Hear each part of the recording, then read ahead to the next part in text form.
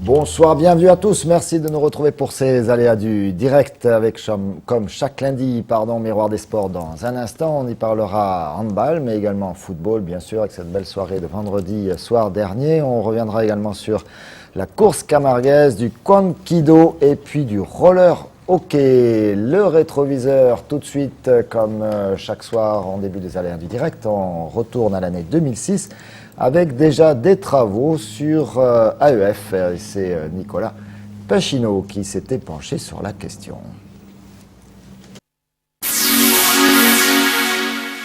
Autour des arènes, les travaux avancent. La semaine dernière, la première partie côté Île-aux-Grilles terminée était rendue aux automobilistes.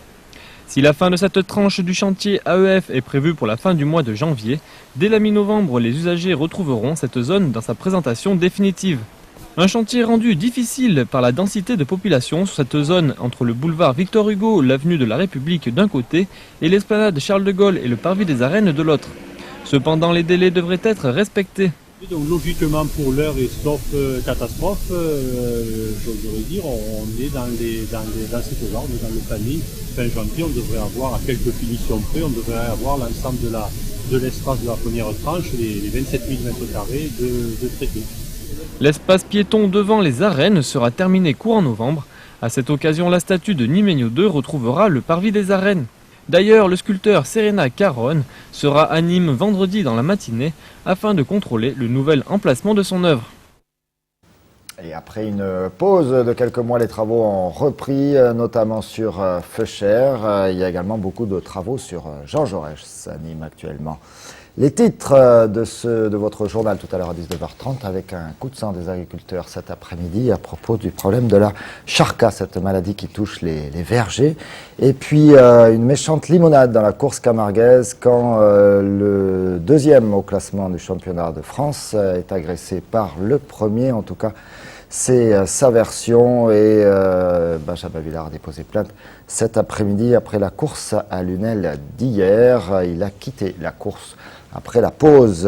Et puis notre invité dans le cadre du rendez-vous politique, ce sera France Jamais, tête de liste du Front National en Languedoc-Roussillon. Mais tout de suite, c'est Miroir des Sports.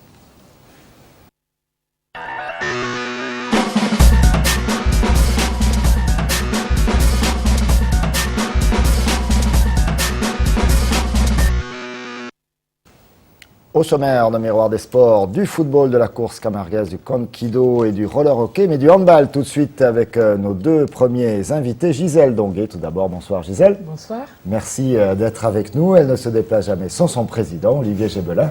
Bonsoir Olivier. Bonsoir. Merci d'être avec nous avec une semaine difficile qui attend de nouveau le HBCN, votre équipe, notre équipe, les handballeuses nîmoises, qui auront deux matchs à disputer. Le premier, ce sera mercredi soir face à Fleury-les-Aubrais et le deuxième, ce sera samedi face aux Espagnols de Elda, samedi en Espagne. Ouais. Alors, Olivier, comment ça se passe cette semaine de préparation difficile, surtout après un match à Toulon qui ne s'est pas très bien passé? Oui, un match à Toulon qui ne s'est pas très bien passé parce qu'on a mal géré le début de rencontre. Après, on a fait la course derrière, mais quand même avec quelques espoirs parce que bon, on n'a pas très bien joué. On a surtout vu nos jeunes qui arrivent derrière avec des filles comme Priscilla Marchal qui a été impériale au poste de pivot. Et puis notre réserve qui, donc un peu les mêmes jeunes qui ont fait match nul contre Hackenheim le même week-end. Premier de leur poule, invaincu. Et ça, c'est encourageant pour la suite. On espère un bon relais contre Fleury-les-Aubrais mercredi, où on joue à 19h30 au Parnasse, pour nous mettre sur la voie du succès et aller en Espagne. Pour aller en Espagne, on en reparle bien sûr. On revient sur ces résultats de cette 6e journée. Deuxième défaite, donc on l'a dit, pour le HBCN. Deuxième défaite, la première c'était au Havre face à un des poids lourds de ce championnat. Le Havre qui, on le verra dans un instant dans le classement, est toujours invaincu. Toulon, c'est aussi du solide et donc Toulon l'a démontré face à une des grosses équipes de ce championnat, le HBCN bien sûr, 27-25. Fleury-les-Aubrais a perdu sur son parquet face à Amiens, mais de justesse avec beaucoup de buts. Metz a déroulé 34-13, c'est un très très gros score pour les Messines, mais on se rappelle que Nîmes est largement au niveau des Messines avec une victoire à domicile. Toulouse a perdu face à Brest, les Brestoises d'Arvor au classement, donc après cette 6e journée. Ça donne une équipe nîmoise, on va vous afficher le classement dans un instant, qui est 4e. 2 défaites, seules 2 équipes pour l'instant sont invaincues, Le Havre et Mios. Metz, bien sûr, a une défaite, c'était face à Nîmes, je viens de le dire. Pour Arvor et Angoulême, ce sera assez difficile. Le prochain match, ce sera face à Fleury. Fleury, 8e, avec 8 points. Ce n'est pas forcément l'équipe la plus solide de ce championnat. Mais il faudrait arriver, Gisèle, à rester concentré sur ce match-là avant le déplacement en Espagne. Ben oui, le truc, c'est un match piège. Il y a des équipes qui sont au 2e rideau du classement. Quand on joue avec des équipes comme ça, il faut faire très attention de jouer avec des équipes qui sont dans le 2e tableau du championnat. Donc c'est un match, vraiment le match piège. Oui, c'est pas le moment de perdre des points. Alors, vous l'avez dit, Président, en ce moment, le HBCN joue avec ses ressources et dans ses ressources, il y a beaucoup de jeunesse. Mais on sent que Gisèle Dongué, Mariama Signaté, Julie Goyorani, ne sont pas forcément très âgées, mais notamment pour Julie Goyorani, mais qui ont plus d'expérience que d'autres joueuses que vous alignez. C'est un peu difficile de jouer sans ces joueuses-là. Vous venez quand même de citer 3 joueuses internationales qui ont participé à des championnats du monde ou des championnats d'Europe. Donc effectivement, c'est du lourd qui nous manque. Je rajouterai Fanny Bosque, qui, elle, est une joueuse d'expérience, qui n'a pas eu la chance de goûter aux joies des sélections, mais qui nous montre quand même de très belles performances depuis quelques années, et qui fait partie des piliers aussi un peu psychologiques de l'équipe. Hein. C'est un peu le bout en train, c'est elle qui guide un peu l'équipe sur certains points. Et puis qui se bagarre beaucoup, qui joue pivot, hein, donc c'est important ce rôle de pivot, qui est celui également de Julie Goyorani, donc ce sont 2 pivots finalement qui manquent à l'équipe. Tout à fait, il manque nos 2 pivots titulaires, et c'est pour ça qu'en Priscilla Marchal, voire en sa sœur, Maureen, puisqu'on a les 2 frangines là, qui jouent au club, qui relèvent le défi au poste de pivot, et ça se passe plutôt bien. Gisèle Dongué, physiquement, vous en êtes où, vous? Pour l'instant, je suis en train de faire la rééducation, renforcement musculaire. Là, ça commence à revenir petit à petit, donc j'espère je peux reprendre début décembre. Début décembre, une reprise pour peut-être un retour dans l'équipe en janvier. En janvier, voilà. Voilà, donc Gisèle Dongué qui fait partie de cette garde terrible à l'arrière avec Nathalie Macra notamment, et donc forcément ça manque. Avec Mariama Signaté, un mot de Mariama qui n'est pas là ce soir, qui devait peut-être venir, mais où en est-elle, elle, physiquement? Elle doit être.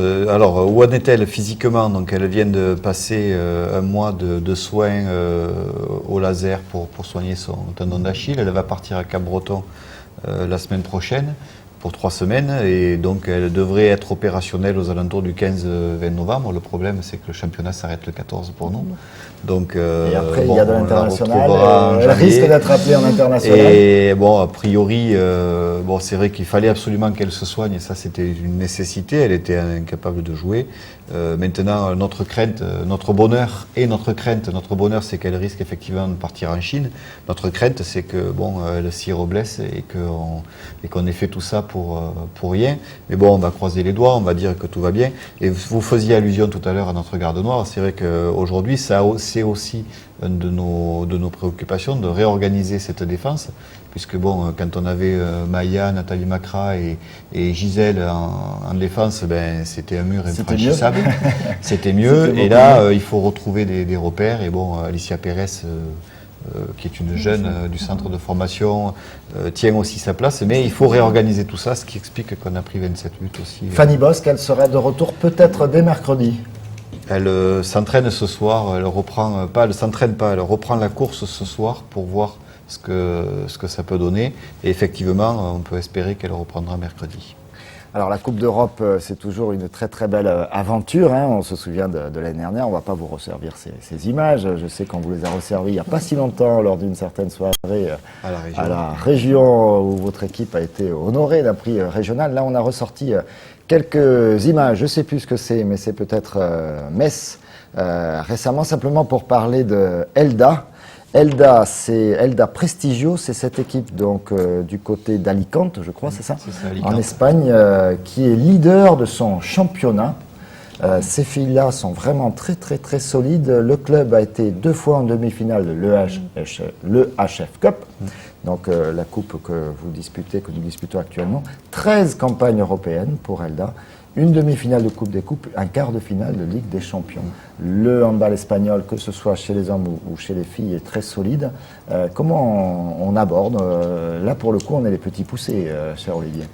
Alors, on l'aborde avec beaucoup d'envie, d'abord, parce que rencontrer la Norvège, qui était le pays du handball, pour nous, c'était c'est le pays champion olympique, champion du monde. Hein. Voilà, on avait contre nous une joueuse qui avait été championne olympique, championne d'Europe, championne du monde.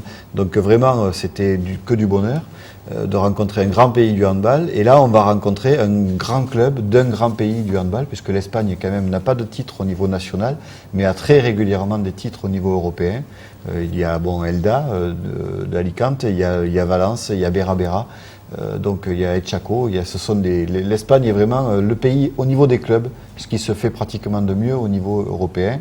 Et donc avec beaucoup d'envie de découvrir le plus haut niveau. C'est pour ça qu'on s'est engagé dans cette coupe, et là on est servi. Et Gisèle Donguet, vous devez être extrêmement frustrée de ne pas faire partie de cette première partie, on espère première partie seulement de la campagne européenne du HBCN. Ah ben oui, je suis vraiment frustrée de ne pas jouer la première partie. Moi, je disais,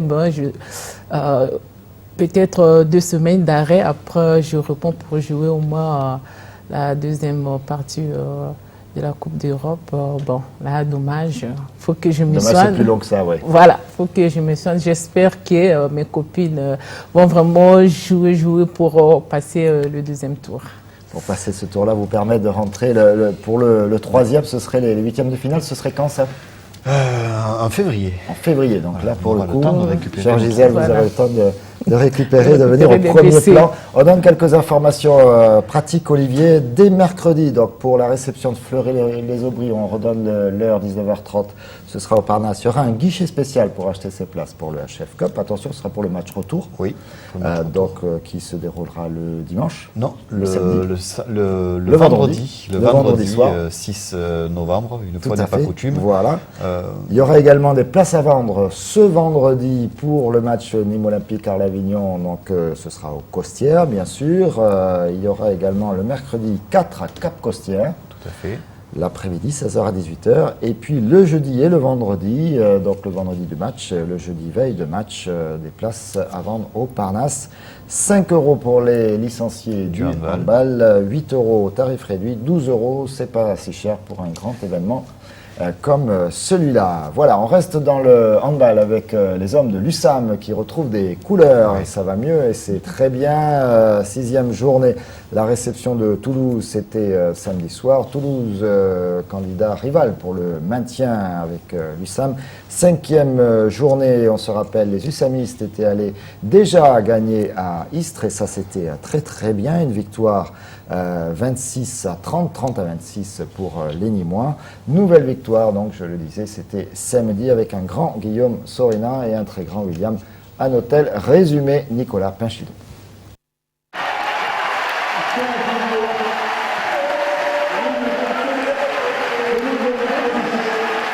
Après 60 minutes très disputées, c'est le soulagement pour Laurent Pusségur et les joueurs de l'USAM qui viennent de prendre les 2 points de la victoire sur une équipe rivale de milieu de tableau Toulouse. Pourtant, c'était loin d'être gagné. Durant la première mi-temps, ce sont les Toulousains qui mènent la danse, les Nîmois subissent. À la 20e, ils sont 4 longueurs derrière. Et dans cette fin de première mi-temps, ils vont revenir à 1 point, puis repartir à 3 points pour arriver à la pause 2 longueurs derrière, 12 à 14. Dans les vestiaires, ça doit pas mal cogiter. De retour sur le terrain, les 2 équipes se battent sur tous les ballons. Les duels sont sanglants jusqu'à pousser l'autre à la faute. Et c'est Toulouse qui perd à ce jeu-là. Michael Merz, défenseur central, prend un rouge et désorganise la défense toulousaine. Rien n'est pour autant gagné, il faut attendre la 47e minute de jeu pour voir les USAMistes passer devant. Et un exploit individuel de Guillaume Sorina leur permet de conserver ce petit but d'avance jusqu'au coup de sifflet final. Pour les stats, Guillaume Sorina marque 7 buts consécutifs sur le dernier quart d'heure pour un total de 15 réalisations sur 18, soit plus de 80% de réussite.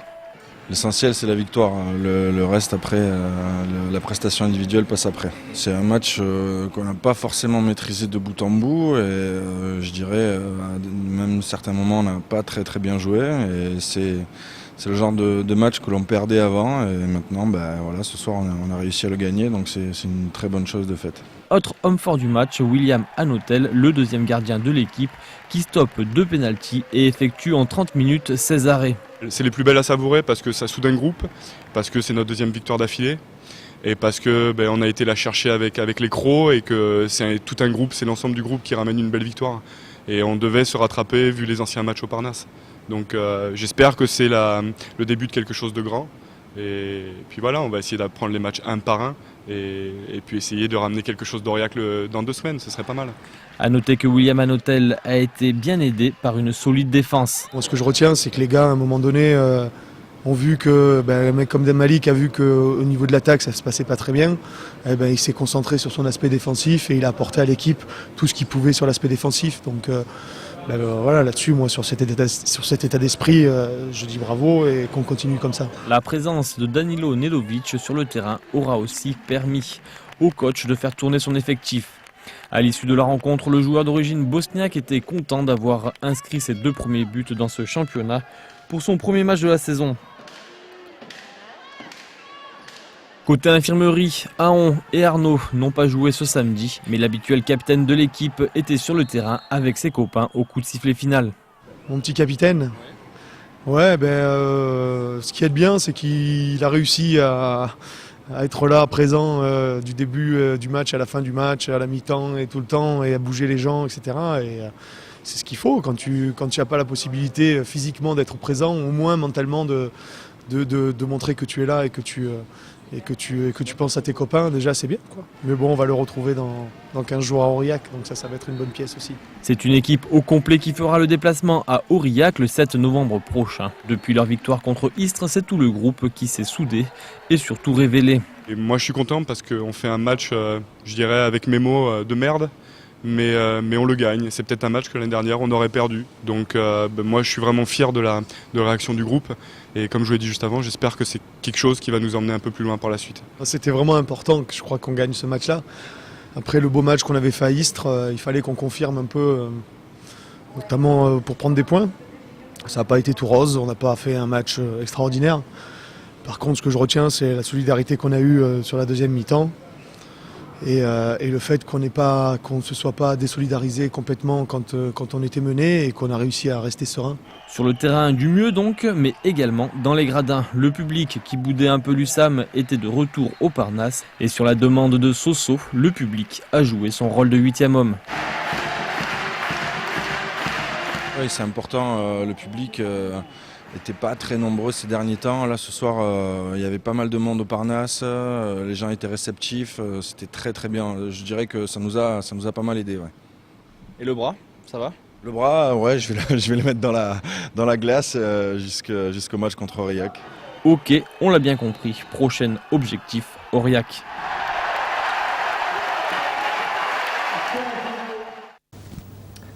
Et Olivier Gebella qui s'y connaît, admiratif devant la performance de Guillaume Sorina. Vous auriez trépigné à la place du coach ou du président de Toulouse. Là, il fallait faire quelque chose, il fallait le bloquer ce garçon. Ah ben je suis ni moi, je ne vais pas dire ça, mais c'est vrai que quand on voit un joueur qui met 15 buts dans un match, ça interpelle quand même. À mon avis, ils ont peut-être loupé quelque chose. Je sais que Guillaume est très très très fort, un bras excellent. Et bon, j'ai pas pu voir tout le match, mais bon... c'est quand même lui qui porte, c'est notre Yeni Florin, c'est le Yeni Florin de l'USAM, un peu. Mais bon, 15 buts sur 27, là, c'est gros. Hein, c'est gros. Bravo encore à Guillaume et bravo à toute l'équipe de l'USAM qui lui a aussi permis, on ne joue pas tout seul quand même, au handball, il lui a assez permis de faire ça. On regarde les résultats avec des choses finalement assez classiques. Un carton de Montpellier, même face à Ivry, 38-23. Ça se balade. Chambéry, c'est plus difficile, mais ça gagne aussi à l'extérieur régulièrement.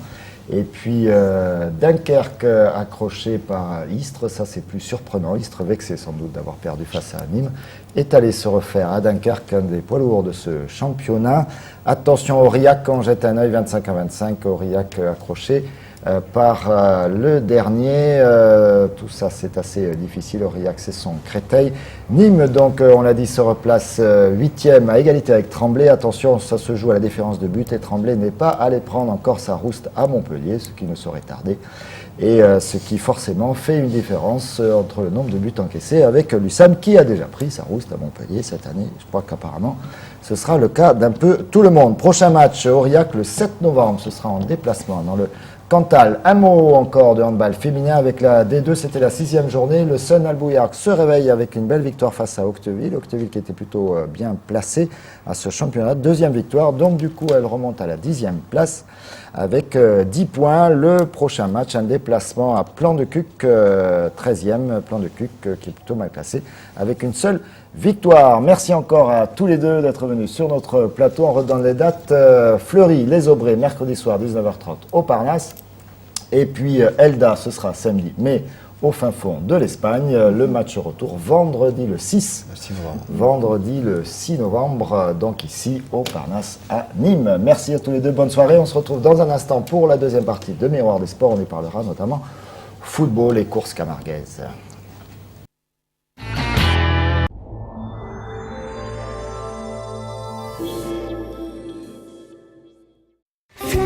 C'est la rentrée. On met du rythme dans la déco chez Fly. On mixe le black and white et les couleurs flashy, le style manga et les prix bas. On joue les bons plans pour le premier studio et des notes techno pour la petite déco. Avec des prix qui déménagent, c'est succès assuré.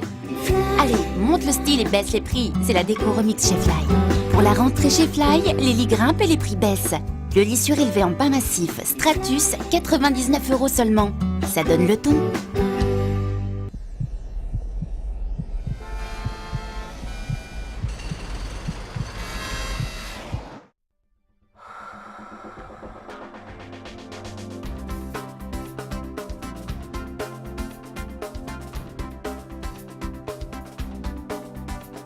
Avec les aménagements arènes, esplanades, feuchères, le bus en site propre et les allées Jaurès, nous allons vous rendre la ville belle et facile.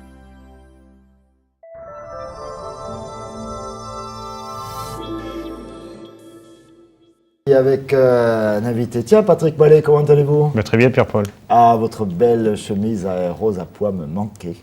Eh oui. Et puis la course. C'est un hommage à Christophe Chez, intérieur de Cap de Torère. D'accord, d'accord. Bon, pas trop de blagues ce soir. Surtout, l'actualité est plutôt sérieuse et pas forcément rigolote dans votre discipline, la course camarguaise. Avec des événements sur lesquels on reviendra dans un instant et également dans le journal tout à l'heure à 19h30 avec Christophe Chez. Je vous propose de parler football tout d'abord avec cette belle, très très belle soirée de vendredi pour les clubs que nous suivons. La CR Lavignon, bien sûr, et le Nîmes Olympique, ô combien le Nîmes Olympique a gagné 3-0. J'ai cherché dans les statistiques, mais je n'avais pas que ça à faire, donc je n'ai pas retrouvé la dernière victoire avec 3 buts d'écart des Nîmois en compétition officielle. Ça remonte à la dernière saison de National, je pense, ou à celle d'avant. Voilà, mais je vous promets que d'ici demain, Croco Hebdo, on aura retrouvé cette statistique-là. 11e journée, donc Nîmes Olympique recevait Sedan. Les Ardennais avaient des ambitions l'année dernière, cette année, mais bon, ils ont du mal à décoller et c'est pas ce qui leur est tombé dessus vendredi soir au Costières qui va les rassurer. On entendra également, bien sûr, le coach des Sedanais après le résumé. Un résumé en images et avec les commentaires en direct de Claude Martos, Olivier Martinez et Patrick Champ, un Patrick Champ gâté de chez gâté, comme il aime à trouver des belles formules. On les écoute. C'est une combinaison, on va chercher dans la boîte, c'est Tibéri qui cherche, le baisse. Oh là là là là. On avait été dominé parce qu'en plus il s'est aidé un petit peu, le défenseur central Bess a eu une occasion très nette. Il faut regardez, 1, 2, 3, 4, 5, 6, 7, ils sont tous derrière le ballon les Soudanais, donc c'est difficile. Allez, peut-être Stozic. Stozic, là, il n'a pas osé la mettre dans la boîte, il avait manqué du monde, il n'y a pas grand monde. Ah, là, personne. Là, il n'y a pas grand monde. C'est vrai qu'ils ont... il faut faire là, bien chercher le 1-2. C'était bien. Allez, c'est de risquer une belle faute. Et ça pourquoi ? Parce que Bailly a bien continué l'action. Et allez, il faut s'appliquer le cadre, surtout Nicolas. Oui, quelle belle frappe de Nicolas Baillot. Il manquait pas grand chose, c'est pas trop, c'est passé à côté. Costil s'en sort bien, il n'avait pas bougé. Ouais. Nîmois qui se précipite pas non plus, il reste bien en place, on a le temps. C'est très ouvert comme match quand même, parce que bon, on voit, ça ne se marche pas dessus les uns les autres.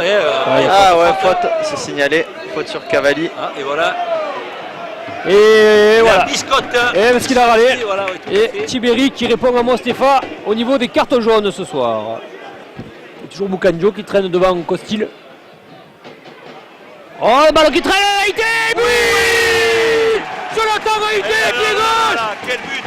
Énorme, Haïté. But exceptionnel de Haïté sur un superbe ballon là, et qui a été repris.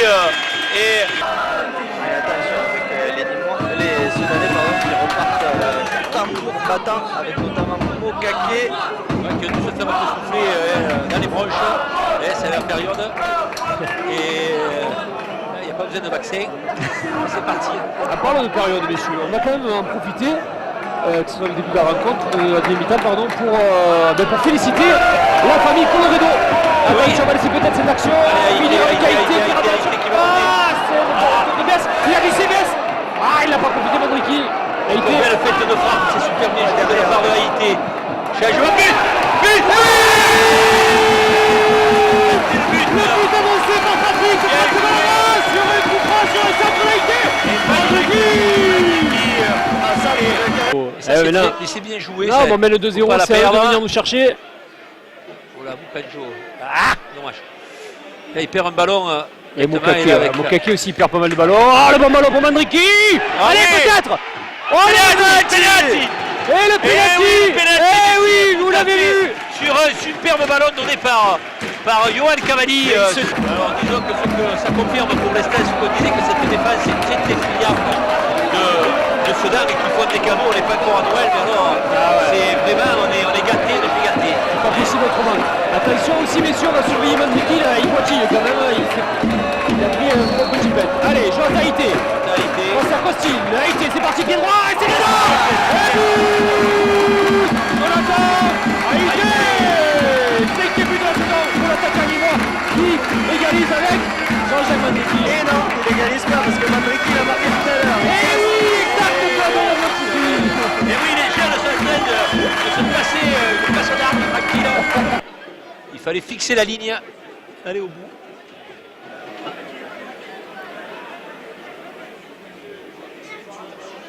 Allez, attention là, cette attaque là. Aïe, Nani. Et Nani. Oh, le poteau. Et poteau. Quand ça veut pas sourire, ça veut pas sourire. Un match géré en patron de la première à la 94e minute.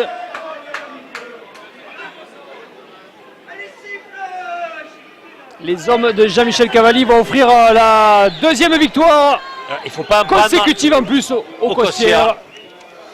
Et toujours invaincu. On touche du bois. Oui, on touche du bois. Il ne faut pas faire de faute. Attention, il ne faudrait pas prendre un but maintenant, ce serait dommage. Et c'est terminé. Et puis, victoire des Nîmois 3-0. Haïté, Mandriki, Haïté. Merci à toutes et à tous d'avoir suivi. Bravo, Croco. Et nous, on se rejoint. D'abord, on a Ajaccio-Nîmes, mais après, on se rejoint tous les trois pour le derby Arles-Avignon.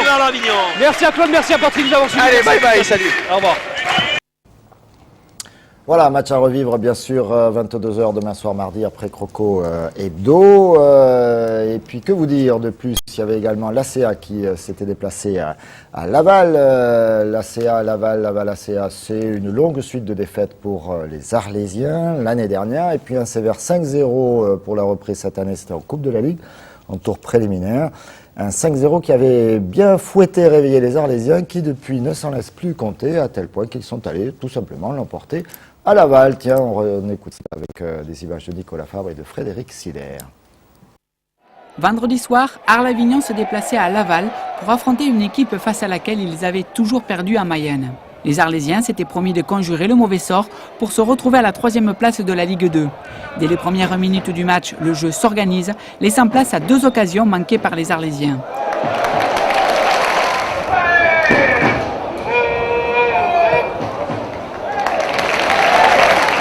Désorientés, les Lavallois se montrèrent par la suite incapables de s'organiser. Pourtant, quelques opportunités se créèrent, sans compter un but refusé pour hors-jeu à la 32e minute.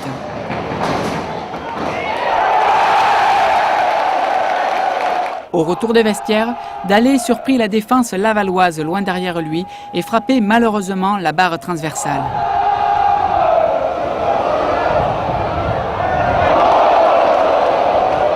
Une occasion qui motiva les Arlésiens. Ndiaye intercepta un ballon mal renvoyé pour l'envoyer au fond des filets du camp adverse d'une frappe enroulée.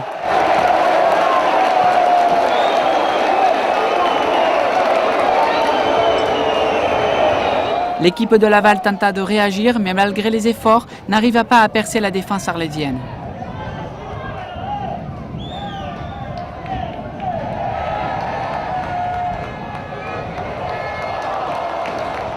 C'est la première fois que les Arlésiens gagnent à Mayenne.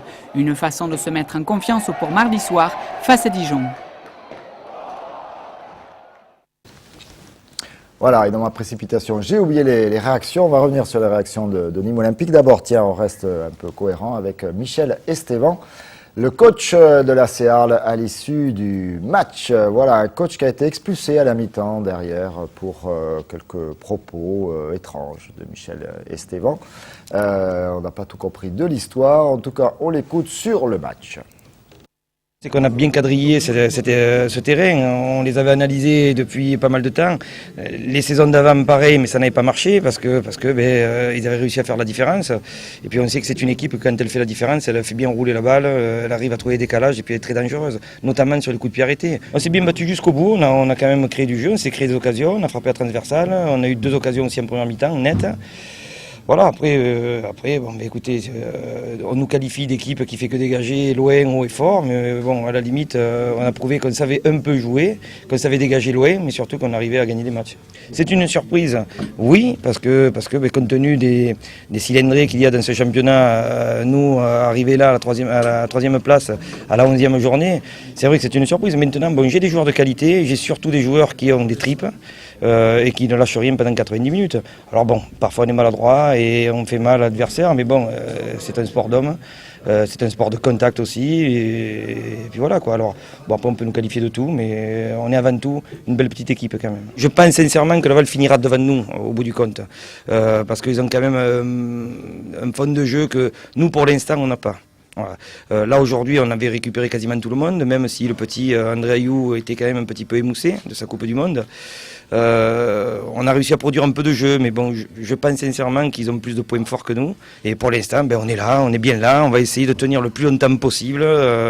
Et puis après, on pourra travailler, pas dire dans la sérénité, mais on pourra travailler parce qu'on travaille dans la sérénité. On pourra travailler encore un peu plus et peut-être essayer de donner du temps de jeu à des plus jeunes.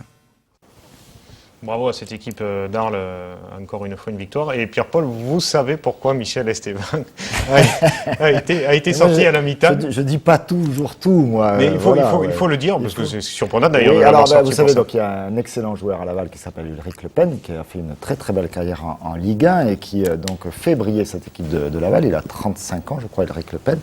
Et donc, Ulrich Le Pen sort, enfin, le ballon sort, Ulrich Le Pen va prendre le ballon pour faire la touche et apparemment Michel Estevan lui a dit « Oh, Jean-Marie, voilà, en se trompant des prénoms. » Il a confondu. Puisque Jean-Marie Le Pen est plus connu que Ulrich Le Pen. Voilà, apparemment, ça s'est envenimé. Et ça a fini par un carton rouge. Voilà, c'est pas malin, il le regrette, je crois. Voilà. Mais bon, c'est comme ça fait partie aussi du personnage. Allez, les réactions, on a un autre personnage, parfois haut en couleur également, c'est Jean-Michel Cavelli. Le coach, lui, il a décidé, de Nîmes, lui, il a décidé, lors de sa réaction d'après-match, de parler, tiens, de la pelouse, au moment où on n'en parlait plus, nous, tellement elle est bien maintenant, la pelouse. Trop bien, écoute, trop bien. D'abord, je voudrais remercier les gens qui ont changé le terrain. Parce que la qualité de la pelouse nous a montré quand même aujourd'hui ce qu'on était capable de pouvoir faire. Et depuis qu'on l'a changé, on a quand même pris 7 points sur 9. Donc ça, il faut rendre à César ce qui lui appartient et ça fait du bien de temps. Ça fait du bien de temps en temps pour des gens qui s'investissent, qu'ils soient récompensés aussi de ça. Il ne faut pas l'oublier. Parce que la qualité du terrain nous permet de nous exprimer. Ensuite, c'est bien, on a concrétisé. On a concrétisé surtout notre victoire contre Châteauroux. On a joué devant un adversaire qui a joué son fatou. On a vu qu'ils étaient arrivés pour essayer de marquer un but, afin de pouvoir mieux nous contrer. Et puis on a marqué au bon moment où on ne s'y attendait pas. Après, à partir de là, on a fait une très bonne entame de deuxième mi-temps qui a permis de tuer le match. Mais je dirais le leitmotiv du vestiaire, c'est savourer, mais rester lucide et humble. Voilà, de l'humilité, toujours de l'humilité, encore de l'humilité pour le Nîmes Olympique qui sait d'où il vient, qui sait où il veut aller, la Ligue 1, mais dans 3 ans. Hein, il a dit Jean-Michel Cavalli, et il dit ce qu'il fait, il fait ce qu'il dit. Je ne sais pas dans quel ordre, mais jusque-là, on ne peut pas lui reprocher grand-chose à Jean-Michel Cavalli. On voit ce que ça donne au niveau des résultats. Résultats donc très positifs pour Nîmes et pour Arles, et puis des choses assez variées. Caen qui poursuit sa marche en avant. 2-1 face à Angers, Strasbourg qui arrive à accrocher Brest, mais Strasbourg qui reste en bas du classement. Le Havre qui va chercher un petit nul à Bastia. Ajaccio, attention, c'est le prochain adversaire de Nîmes, est allé l'emporter à Istres. Istres qui connaît un début de saison difficile. Je cherche le prochain adversaire des Arlésiens, c'est Dijon. Dijon qui a été battu à domicile par Nantes, mais avec Caen, les Nantais. Ce sont les 2 grosses cylindrées de ce championnat. On regarde ce que ça donne au niveau du classement. Voilà, avec les Nîmois bien replacés à la 8e place. Attention, ex-aequo avec Brest, 5e avec 16 points. Là, c'est le déplacement à Bastia qui continue de peser sur la différence de but des Nîmois. Et c'est bien dommage, parce que les statistiques des Crocos sont plutôt bonnes. Arles-Avignon remonte sur la 3e marche du podium, devant le Havre, c'est intéressant. Istres, Strasbourg et Bastia pour fermer la marche. Attention, match à suivre avec le déplacement à Ajaccio, on l'a dit, donc des Nîmois, c'est demain soir à 20h. Arles-Avignon, idem avec la réception de Dijon. Et puis il y a également un certain Nantes-Laval. Et puis je cherche également les grosses cylindrées. Caen reçoit Vannes. Et puis Nantes-Laval, et je l'ai dit, et le Havre va à Guingamp. Voilà, le groupe des Nîmois pour ce déplacement à Ajaccio. Il s'affiche voilà, derrière moi. Puy-de-Bois, Al-Shaïbani, c'est le même que celui contre Sedan, et puis également le déplacement à Châteauroux, avec simplement le remplacement de Paul Maisonneuve par, je le cherche, Grégory Poirier. Il y a un 17e joueur, il n'y en aura que 16 sur la feuille de match, c'est Boccognano. C'était peut-être un peu logique pour aller en Corse. Voilà, donc avec une équipe probablement sur l'entrée sur le terrain assez classique pour les Nîmois, une équipe qui gagne. La prochaine journée, on peut l'afficher, la 13e, voilà, donc avec le derby Nîmes-Arles-Avignon. Attention, c'est dès ce vendredi 20h au Costières. On y attend beaucoup de monde. Le Havre et Nantes, et puis également Caen à Brest. Et le duel Corse-Bastia-Ajaccio, tiens, peut-être l'occasion pour Bastia de faire un bon résultat enfin. Allez, on passe à la course camarguaise avec Patrick qui aime beaucoup le foot mais qui préfère la course et qui n'était pas au match d'ailleurs vendredi, mais qui était sur les gradins de quelques arènes ce week-end.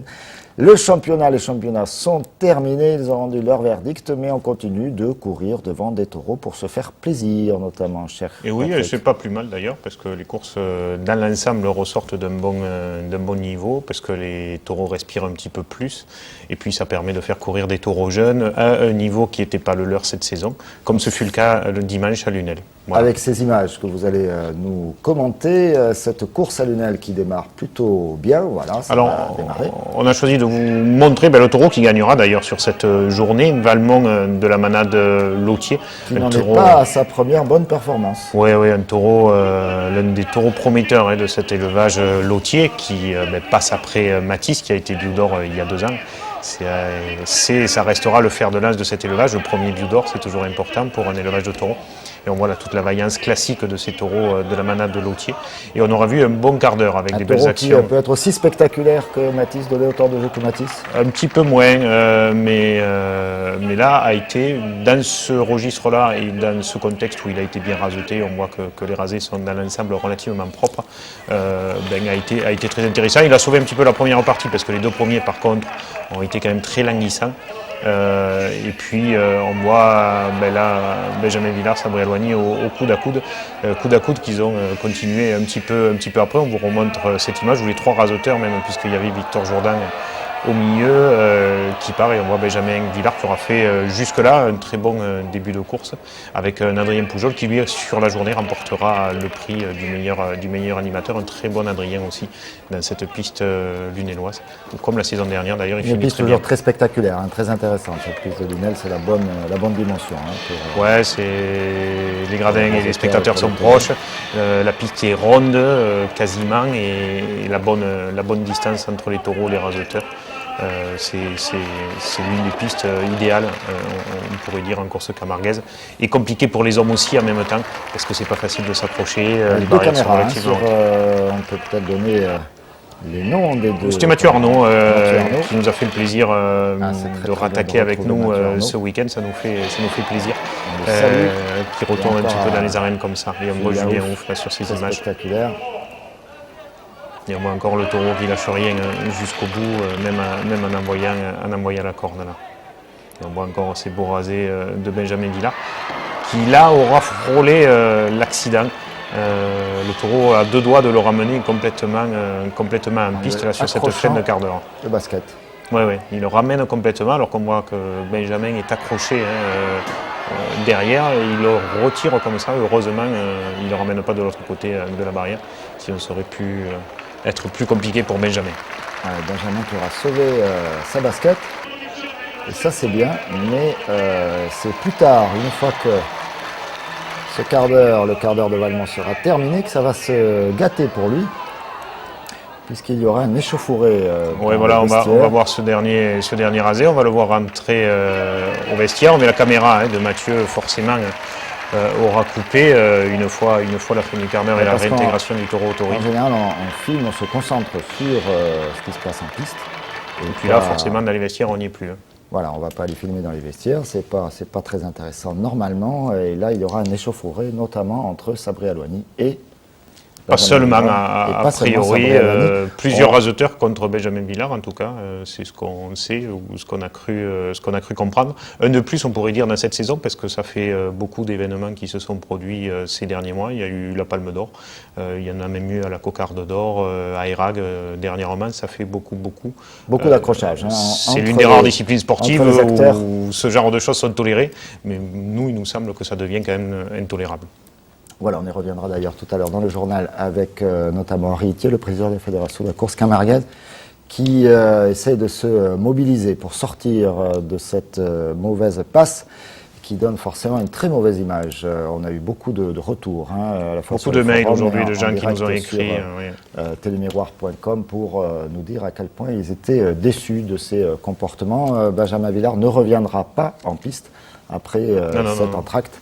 Il ne rasettera pas d'ailleurs dimanche prochain dans les arènes de Lunel, dans la mesure où ce climat-là ne lui convient pas. En tout cas, c'est la décision qu'il a prise et qu'il a annoncée aux organisateurs des arènes de Lunel. Et qu'il nous a annoncé tout à l'heure. Merci en tout cas pour ces belles images, cher Patrick. Et puis on retrouve encore plus de belles images demain soir dans beaucoup d'images et les courses du trophée de l'avenir, ou en tout cas le cas échéant de ce niveau-là, à Galargues, à Rodessin, à Saint-Gilles et ailleurs. Et Bellegarde. Merci encore à vous. Restez avec nous, Miroir des Sports. Dernière partie dans un instant. On va y parler Kwan-Kido et roller hockey.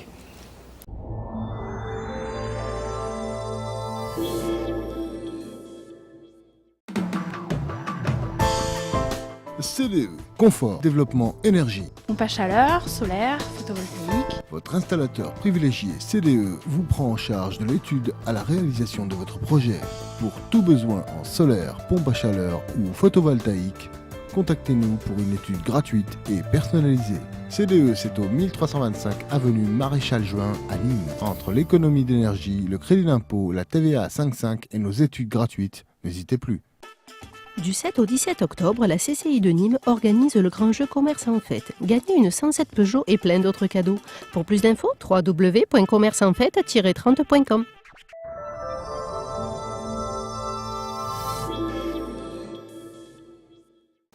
Miroir des Sports, troisième dernière partie. J'ai revêtu la tenue des crocos rollers pour notre invité Guillaume Auriol. Bonsoir. Bonsoir, merci de Vous m'avoir êtes invité. l'entraîneur. Alors, faites pas la tête. Ça peut arriver de perdre un match, c'est pas le bout du monde. C'est pas le bout du monde, effectivement. Mais c'est rageant, je sais, c'est rageant, mais c'est problématique, mais on a tellement mal démarré que c'était compliqué. Allez, tiens, pour vous ressourcer, peut-être changer vos méthodes de préparation, je vous propose une discipline rare, le Kwan Kido. Une discipline qui a été créée en France, du reste, par un maître vietnamien empreint de culture kung-fu chinoise. Et c'est Alain Bonnet, avec au montage Frédéric Siller, qui vous propose cette rencontre. C'était au Costières à Nîmes ce week-end. C'est l'agitation au sein du seul club de Kwan Kido de Nîmes. L'association accueille le fondateur de cette discipline, le maître Pham Xuang Tong, héritier testamentaire d'une grande école d'arts martiaux vietnamienne. C'est un grand honneur, puisque le Kwan Kido est aujourd'hui répandu dans plus de 25 pays. Donc là, le maître s'arrête à Nîmes 2 fois par an au cours de sa tournée européenne. Donc pour nous, c'est une grande joie. À l'annonce de la présence de l'hôte exceptionnel, ce week-end particulier attira curieux, mais aussi de nombreux représentants d'autres clubs nationaux et européens. Il y a de nombreux visiteurs, en effet. Il y a des gens de tout le sud de la France, donc de Toulon, de Hyères, de Carnoux, des clubs de PACA, de nombreux du Languedoc. Il y a également des représentants d'Espagne, dont le directeur technique de l'Espagne qui est là. Il y a également un élève de Bourgogne qui vient aussi en profiter de l'occasion. La salle des Costières se transforma en un véritable camp d'entraînement où, pour l'occasion, Pham Xuang Tong, haut gradé de la Fédération française d'arts martiaux, enseigna son savoir aux élèves afin d'améliorer leur technique. Oh, il y en a encore beaucoup. Il y a de nombreux points que l'on approfondit et toujours un programme d'enseignement qui peut mener jusqu'au plus haut grade, donc jusqu'au 8e dan. Donc on apprend toujours. Formé par un maître chinois au Vietnam dès l'âge de 9 ans, Pham Xuang Tong adapta toute sa connaissance au mode occidental à son arrivée en France pour ses études. Cet art conduit sur la voie du calme, de la sérénité intérieure et demande de grandes qualités d'investissement. Pour être un pratiquant du Kwan Kido, il faut d'abord investir son état corporel pour pratiquer. Après, bien entendu, il y a des évaluations de niveau qui se fait d'une manière vraiment très organisée. Enfin, il faut compter à peu près 4 à 5 ans pour obtenir une ceinture noire et bien sûr passer la ceinture noire première dan. Et à partir de là, on commence à penser qu'on est capable d'avoir un niveau pour pouvoir faire face à des situations dites un petit peu désagréables lorsque nous nous rencontrons au cours de notre vie à des interventions des fois un peu musclées et on est capable un petit peu de faire face. Le Kwan Kido, mélange technique de combat vietnamienne et de moines Shaolin, n'est pas reconnu comme discipline olympique. En 2011, le Vietnam accueillera les 5e championnats du monde de cet art sino-vietnamien. Il reste donc encore un peu de temps au fondateur pour entraîner le futur champion. Roller hockey avec la 4e journée, la réception de Toulouse. C'est ça, les Hawklines de Toulouse, 3e du dernier championnat. On va envoyer tout de suite les images. On n'a pas tous les buts, il y en a eu pas mal. Mais surtout, on va se rendre compte que les Toulousains ont pris ce match à bras-le-corps. Ils ont pris les Nîmois à la gorge d'entrée de jeu pour, même si le premier but sera marqué par les Nîmois, on va voir là les Toulousains qui sont en blanc égaliser rapidement, puis prendre l'avantage pour mener. Et c'est pour ça que notre invité Guillaume Aurel fait un petit peu la tête sur ce début de match. C'est là que ça s'est joué finalement. On est très mal rentré dans la partie, donc à partir de là, c'est devenu très compliqué puisque...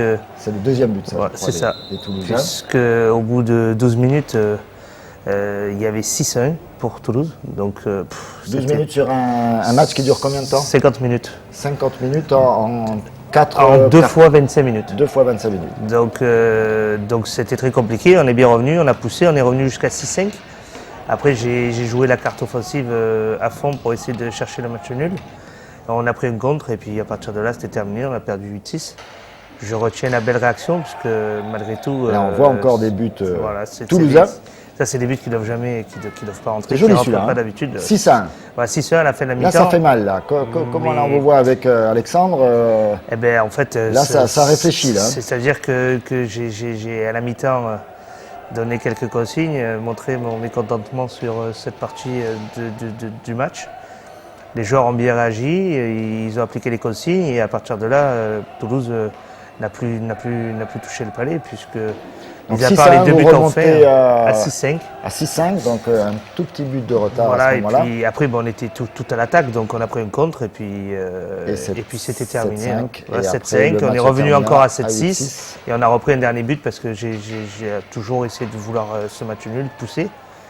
Non, mais on va souligner mon premier bloc a fait une grosse partie, Olivier Auriol et Ciel Gasto qui marquent 2 buts chacun. Mais il va falloir corriger dès samedi puisque on n'a plus le droit, le joker a été utilisé à domicile. Voilà, donc dès samedi, on explique ce qu'il en est samedi. Voilà, on était revenu à 3-6 ensuite. Et voilà, puis, ce but là, on voit qu'il y a quand même il y a du talent dans cette équipe, encore mais bon, on n'a pas pu. But, bravo. Voilà. Bravo à Alain Baudet pour ces images. On a bien suivi le palais, on sait que c'est jamais facile. Et puis donc, on sait que ce ne sera pas suffisant, vous l'avez dit. Et on revient sur la prochaine journée, en fait, qui n'en est pas une. C'est le match en retard qui sera joué. C'est le match décalé, donc le match en retard de la première journée. Donc on reprend le cours du championnat pour se remettre à jour par rapport aux autres équipes. Et donc voilà, pour ce match-là, je vais rechausser les rollers et puis voilà, on va essayer de stabiliser cette défense. Donc ce sera le match en retard face au Bordelais, c'était la première journée, je crois qu'on c'est la première journée qu'on a. Voilà. Donc rendez-vous samedi à 20h15. 20h15, à Condorcet, il y a eu du monde, donc ça serait bien de continuer. Vendredi soir, on se rappelle qu'il y a au Costières un gros match du Nîmes Olympique, et donc le samedi soir, c'est les Crocos. Voilà, c'est pas compliqué, il y aura 10 000 personnes au Costières, il faudra qu'il y en ait 10 000 également. Ça sera compliqué. Non, pas 10 000, ça ne rentrera pas, mais enfin, un petit millier, ce serait sympa. Ça serait magnifique. Voilà, merci encore, gardez le moral, parce que c'est que la première saison à ce niveau-là de championnat. Donc, il n'y a pas de raison, il y a déjà eu des victoires, il y en aura largement d'autres. Il y a eu également d'autres victoires. Ce week-end, je le dis rapidement, le RCNG l'a emporté à Vallée du Gapo avec le bonus mission accomplie pour nos rugbyman, dis-moi, qui sont des solides premiers. Finalement, on a les résultats. Solides premiers de cette poule 4 de Fédéral 2. Et puis, non, c'est pas la peine avec le foot, on en a déjà parlé. Et donc, les Nîmoises, c'est en basket qui sont allées l'emporter également à l'extérieur, à Digne. Et les Nîmoises sont 6e de leur classement. Voilà, carton plein pour les clubs d'ici, sauf pour les Croco-Rollers, mais ce n'est que partie remise. Merci encore Guillaume, je garde le maillot cette fois et j'espère que ça vous portera bonheur. On se retrouve après la météo pour le journal et le rendez-vous politique. À tout de suite.